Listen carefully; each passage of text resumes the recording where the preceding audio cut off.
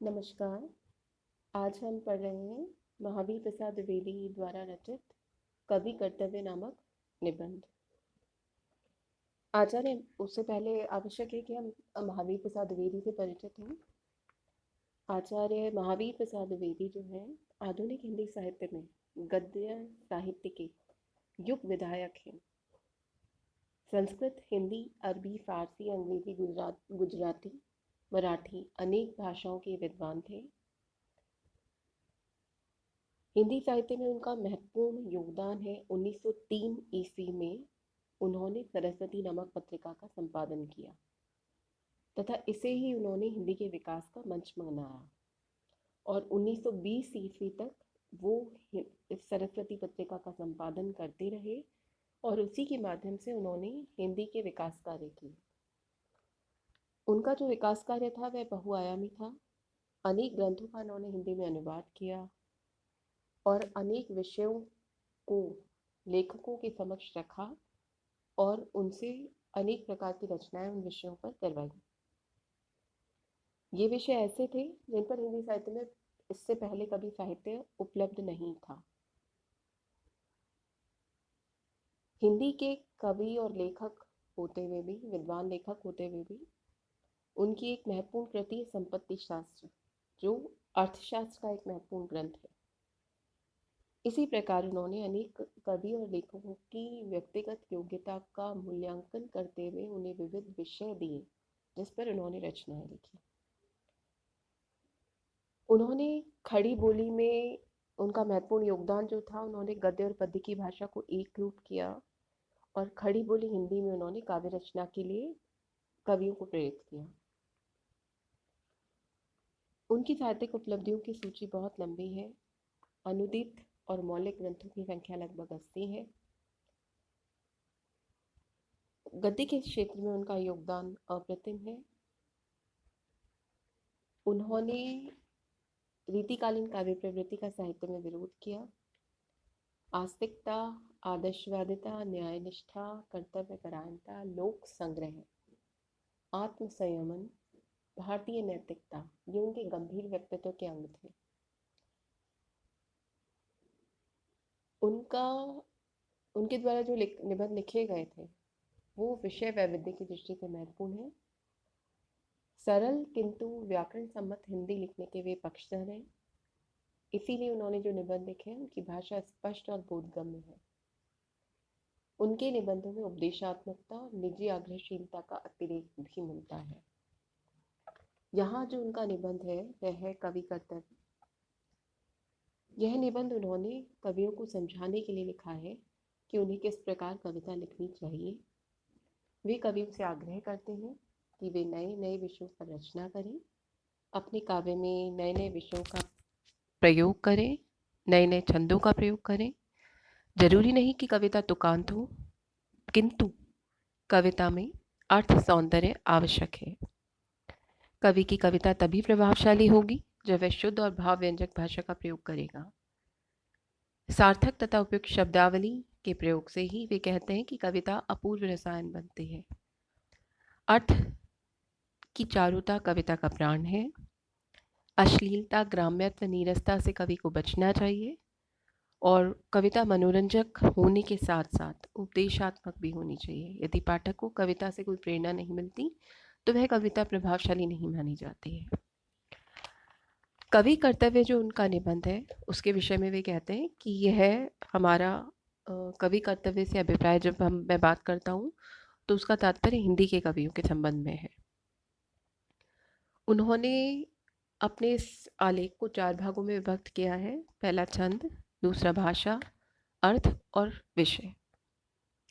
छंद की बात जब वो करते हैं तो कहते हैं गद्य और पद्य दोनों ही में कविता हो सकती है। यह समझना अज्ञानता की पराकाष्ठा है कि जो छंदोबद्ध है वह सभी काव्य है।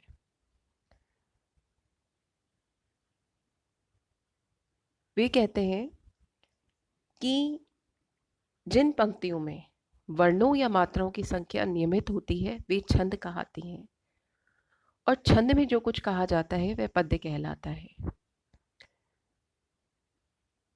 वे इसके साथ ही वे कहते हैं कि जो सिद्ध कवि हैं उनमें इस प्रकार की योग्यता होती है कि वे चाहे जिस छंद का प्रयोग करें, उनका पद्य अच्छा ही होता है, कि उनमें इतनी काव्य कुशलता होती है, उनमें इतनी योग्यता होती है कि वे, उनके भाव इतने अनुकूल होते हैं छंदों के, कि वे चाहे जिस छंद का प्रयोग करें, वह पद्य जो होता है, निर्मित होता है, वह श्रेष्ठ ही होता है।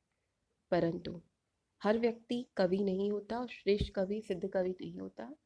तो जो कवि हैं और सामान्य कोटि के कवि हैं, उनके लिए आवश्यक है कि वे विषय के अनुकूल छंद योजना करें। जैसे समय विशेष में, राग विशेष में गाया जाने से चित्त अधिक चमत्कृत होता है, वैसे ही वर्णन के अनुकूल वृत्त प्रयोग करने से कविता का आस्वादन करने वालों को अधिक आनंद मिलता है।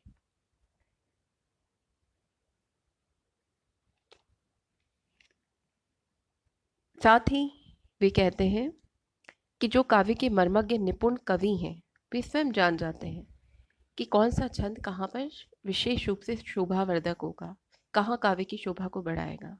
वे ये कहते हैं कि संस्कृत के जो कवि थे, वे छंदों के ज्ञाता थे।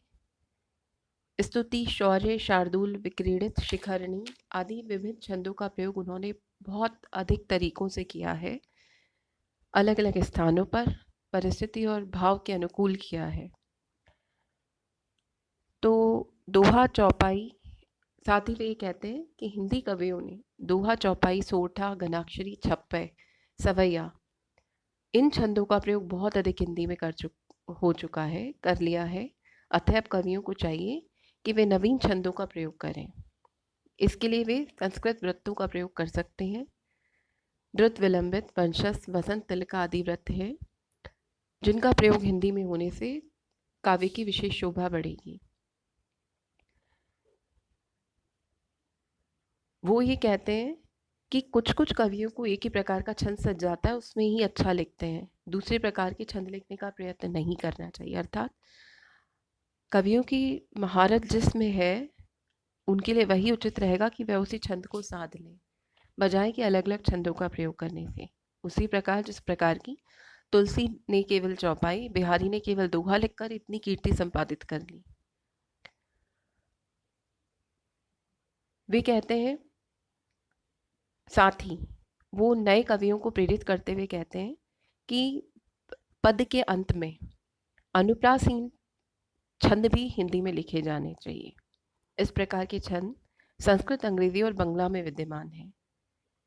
हम उन छंदों को वहाँ से अपना सकते हैं। संस्कृति हिंदी की माता है, सारा साहित्य इस तुकबंदी के बखेड़ी से बहिर्गत सा है। तो वे कहते हैं संस्कृत, अंग्रेजी और बंगला से हमें अनुप्रासहीन छंद लिखने की आदत डालनी चाहिए कवि के रूप में।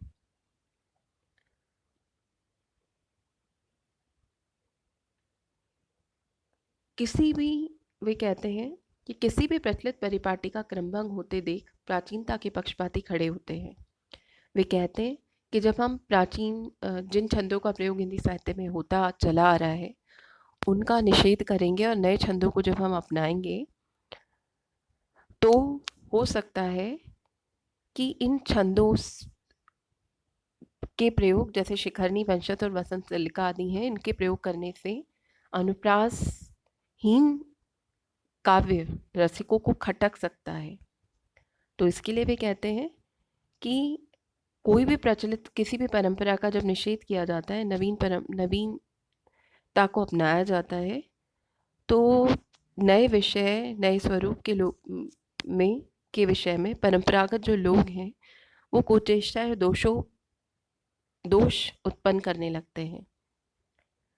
परंतु हमें इनसे डरना नहीं होगा कवि के रूप में, और हमें अनुप्रासहीन छंदों की रचना करने की आदत डालनी होगी।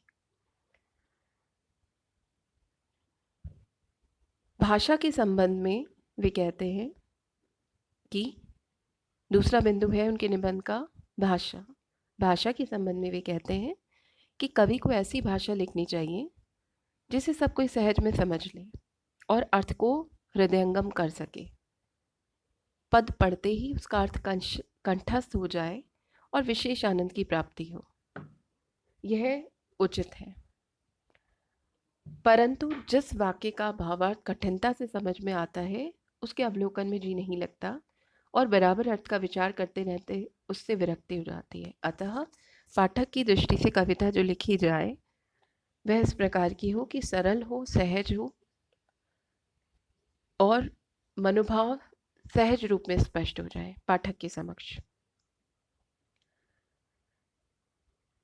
कालिदास, भवभूति और तुलसीदास के काव्य सरलता के आकार हैं और ऐसा नहीं था कि विद्वान नहीं थे, ये परम विद्वान थे, परंतु विद्वान होते हुए भी इन्होंने सरलता को ही अभीष्ट माना था। इसीलिए इनके काव्य का आदर है, क्योंकि सरल होने के कारण इनका काव्य सहज ग्राह्य हुआ, लोगों के सर्वसाधारण की समझ में आ सका। अगली बात वो भाषा के संबंध में कहते हैं कि कविता जब भी लिखें तो बेवजह भाषा की तोड़ मरोड़ ना की जाए, व्याकरण के नियमों का पालन किया जाए, भाषा शुद्ध होनी चाहिए, अशुद्ध भाषा का सम्मान नहीं होता।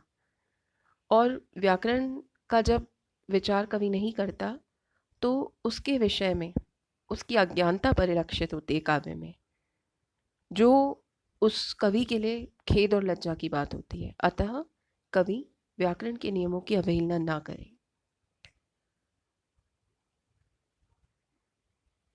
भाषा में चमत्कृति होनी चाहिए, मुहावरे आदि का प्रयोग किया जाना चाहिए। साथ ही विषय के अनुकूल कवि शब्दों की स्थापना करें। कविता वास्तव में एक रसायन है, उस रस की सिद्धि के लिए आवश्यक है कि सावधानी, मनोयोगिता और चतुराई पूर्ण शब्दों को स्थापित किया जाए, क्योंकि रसायन सिद्ध करने में आज के न्यूनाधिक होने से जैसे रस बिगड़ जाता है, उसी प्रकार शब्द यदि यथास्थान न रखा जाए तो काव्य रूपी रस भी बिगड़ जाता है। इसलिए ललित, मधुर, रुक्षाक्षर आदि जिस भी प्रकार के शब्दों का चयन हम करें कवि के रूप में, उनका ध्यान रखें कि भावों के अनुकूल हो। शब्द चुनने में अक्षर मैत्री का प्रयोग हो, विशेष विचार रखा जाए। शब्दों को यथास्थान रखना चाहिए, शब्द स्थापना ठीक न होने पर कविता की दुर्दशा होती है और अर्थांश में क्लिष्टता आ जाती है। अगली महत्वपूर्ण बात वे कहते हैं, गद्य और पद्य की भाषा पृथक नहीं होनी चाहिए। ऐसा ना हो कि पद्य की भाषा ब्रज हो, अवधी हो, कोई अन्य हो, हिंदी की बोली, और गद्य लेखन की भाषा खड़ी बोली हो। उन्होंने खड़ी बोली हिंदी को स्थापित करते हुए गद्य और पद्य के क्षेत्र में एक रूप किया। हिंदी ही एक ऐसी भाषा है जिसके गद्य में एक प्रकार की और पद्य में दूसरी प्रकार की भाषा लिखी जाती है। वे कहते हैं, अतः गद्य और पद्य की भाषा पृथक नहीं होनी चाहिए। सभ्य समाज की जो भाषा हो उसी भाषा में गद्य पद्यात्मक साहित्य होना चाहिए। गद्य का प्रचार हिंदी में थोड़े दिनों से हुआ है, पहले गद्य प्राय न था, हमारा साहित्य केवल पद्यमय था। वे कहते हैं कि पद्य की इस समय उन्नति हो रही है, अतः यह संभव नहीं कि गद्य की भाषा का प्रभाव पद्य पर ना पड़े। वे कहते हैं कि गद्य और पद्य की भाषा एक ही होनी चाहिए।